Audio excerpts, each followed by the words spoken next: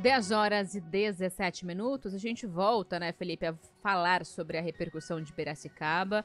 Agora um pouquinho sobre o ecossistema, a fauna e flora, os desafios, né, de dezenas de espécies de aves migratórias que elas devem enfrentar aí, após essa tragédia ambiental. A gente conversa ao vivo com o analista ambiental Antônio Fernando Lucas. Bom dia para você, Antônio. Obrigada pela sua participação aqui com a gente, por poder compartilhar esse seu conhecimento diante desse desastre, né, infelizmente, que a gente registra em Piracicaba. Bom dia, Thalita. Bom dia, Felipe. Bom dia. É um prazer estar com vocês aqui, podendo contribuir de alguma forma. Antônio, a gente está falando aqui de uma estimativa da CETESB de 50 toneladas de peixes mortos, isso sem contar o que eventualmente tenha ido, né, com o curso do rio Piracicaba. Qual que é a dimensão dessa tragédia ambiental, não só no rio Piracicaba, mas em Tanquã? Veja só, um volume desse, tá, de peixes, o rio Piracicaba é um rio que não é tão grande, então isso daí impacta muito grande a fauna aquática do rio Piracicaba. E como nós temos essa reserva ecológica, essa área de proteção ambiental do Tanquã, e que ela é uma área de remanso, vamos dizer assim, que é uma área que ela represa, mas a velocidade da água não é tão rápida. Então você vai ter esse material aí, tal, se decompondo. E essa decomposição daí produz vários subprodutos, tá? Um deles não é que produz, mas faz cair a concentração de oxigênio dissolvido da água. Uhum. Isso daí compromete muito tanto a qualidade da água como a sobrevivência de organismos. Nós não falamos somente de peixe, mas tem outros organismos aquáticos também, tá? Então, isso daí é um impacto muito grande para a região. A gente tem uma ideia já, para vocês especialistas, dessa recuperação da população de peixes? Olha, nós estamos no mês de julho. Essa época daqui, os peixes já estão num estágio começando o desenvolvimento gonadal para a reprodução a partir de outubro, novembro, dezembro, janeiro, tá? Ele começa a ter a maturação, começa a desenvolver as gônadas e os testículos. Muito bem, nós vimos aí pelas imagens que nós temos peixes grandes, adultos, tá? Então esses peixes daí, como morreram, não vão contribuir com a desova desse ano. Geralmente, para um peixe atingir o estágio de maturação de adulto, para atingir o estágio de maturação para reproduzir, você leva, mais ou menos dependendo da espécie, 3 anos. Então, esses peixes daí, como o Felipe falou, uma quantidade de 50 toneladas, você vai ter o quê? Essas 50 toneladas não estarão reproduzindo. Então, essa prole que saía dessa quantidade de peixes vai ser composta por outros peixes que estarão fazendo essa reprodução, que ainda tem no rio, é claro. Mas leva 3 anos para esses filhotes crescerem. Mais 3 anos para a segunda geração. E mais 3 anos para chegar num estágio, tá? Semelhante do que estava hoje. Mas entendam bem, isso daí se a condição da qualidade da água, de que evitem outros desastres, outros eventos desse tipo. Porque senão você vai sempre batendo em cima das espécies. Ela não consegue, os estoques ficam cansados, vamos dizer assim, de tanto impacto que estão recebendo.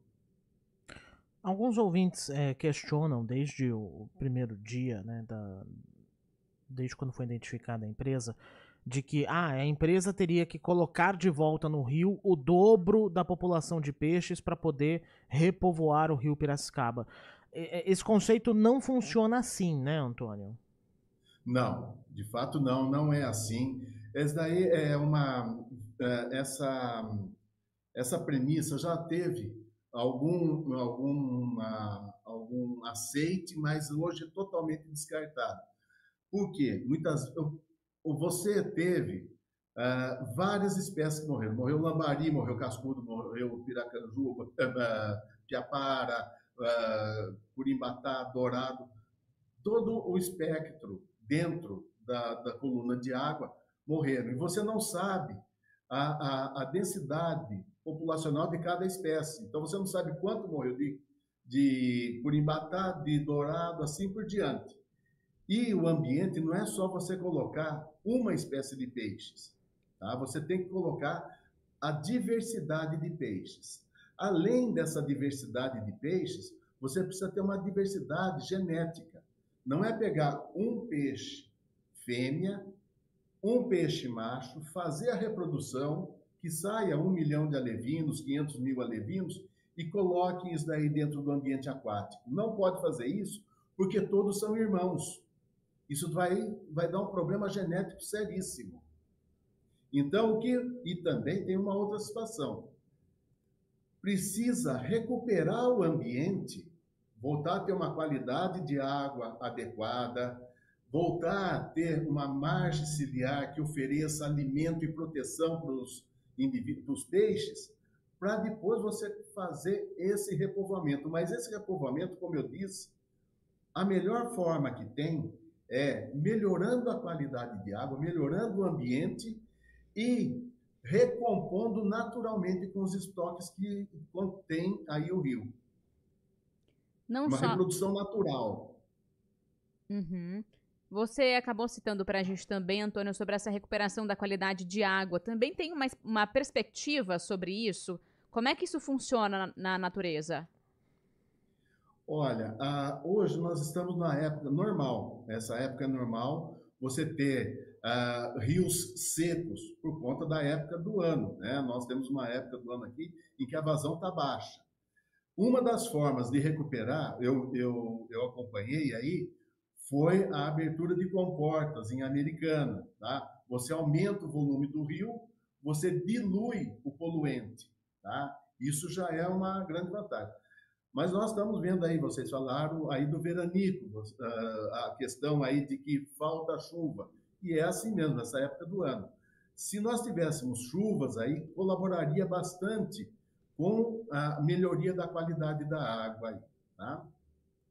A gente está falando da questão dos peixes com Antônio Fernando Bruni Lucas, analista ambiental, mas a gente tem também os outros animais do ecossistema, as aves migratórias, as aves que ficam ali na região, elas também podem ser afetadas e com certeza vão, porque não tem alimento, né, Antônio?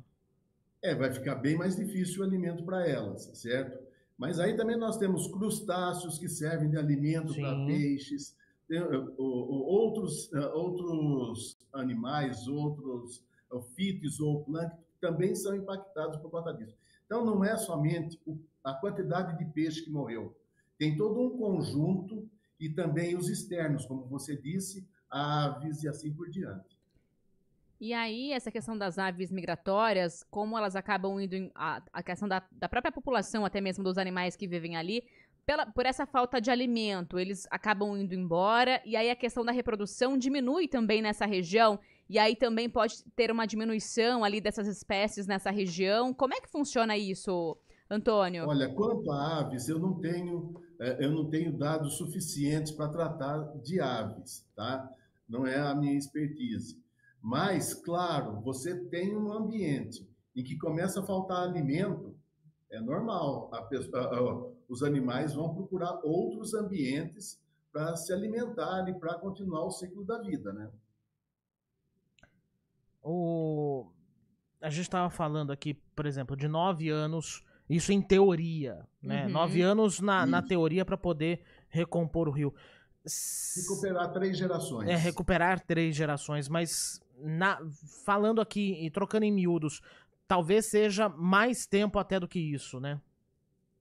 Pode ser mais tempo. Como eu falei, depende muito de como o ambiente vai estar, tá? Depende muito. Você vai ter uma recuperação, começa a recuperar, vem outro evento semelhante. E que acontece, tá? Né? Diminui o estoque de novo, tá? Pode haver outras mortandades. Então, isso é muito dinâmico, é como você disse, isso em teoria.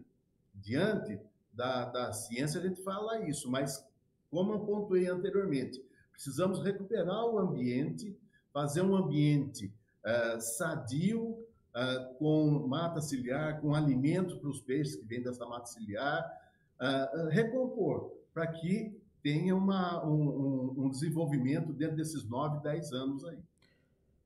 Antônio, Fernando, Bruno e Lucas, pois não, Thalita? Não, eu só teria uma última pergunta também, um pouquinho de curiosidade. A gente acabou observando anteriormente, Antônio, a informação de que a questão das 50 toneladas poderia ser ainda maior de peixes mortos por conta da correnteza e também agora, isso acabou acontecendo no último dia 7, né?